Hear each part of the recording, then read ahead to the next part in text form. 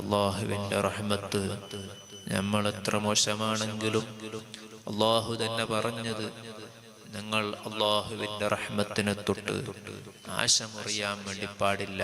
അത് കിട്ടൂല, ഞാൻ രക്ഷപ്പെടൂല എന്ന് നമ്മൾ വിചാരിക്കാൻ വേണ്ടി പാടില്ല. കാരണം നമുക്കുള്ള ഏറ്റവും വലിയ അഭയം ഹബീബായ മുഹമ്മദുർ റസൂലുള്ളാഹി, ഹബീബ് സയ്യിദുന മുഹമ്മദുർ റസൂലുള്ളാഹി സ്വല്ലല്ലാഹു അലൈഹി വസല്ലം.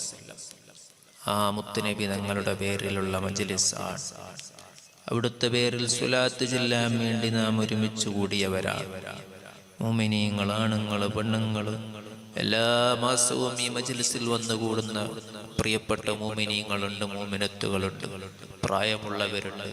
അല്ലാഹു നമ്മുടെ പറയപ്പെട്ട മുത്തു റസൂലുള്ളാഹി സ്വല്ലല്ലാഹു അലൈഹി വസല്ലം തങ്ങളുടെ ശഫാഅത്ത്, അതാണ് നമുക്കുള്ള അഭയം, അതാണ് നമ്മുടെ പ്രതീക്ഷ, അതാണ് നമ്മുടെ എല്ലാം നമുക്ക് കരുതി വെക്കാനുള്ളത്.